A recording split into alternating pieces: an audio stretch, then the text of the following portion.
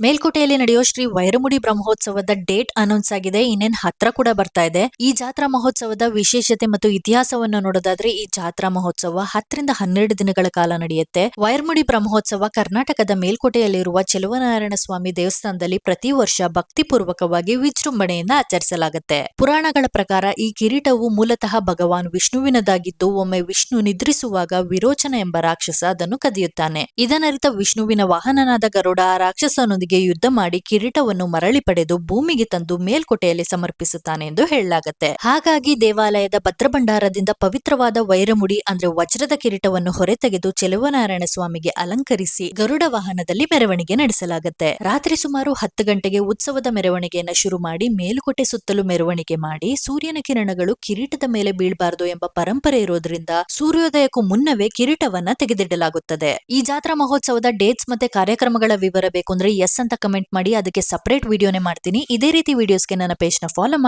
ಮಾಡಿದ್ರೆ ಮತ್ತೆ ಸಿಗೋಣ. ಓಕೆ, ಬಾಯ್.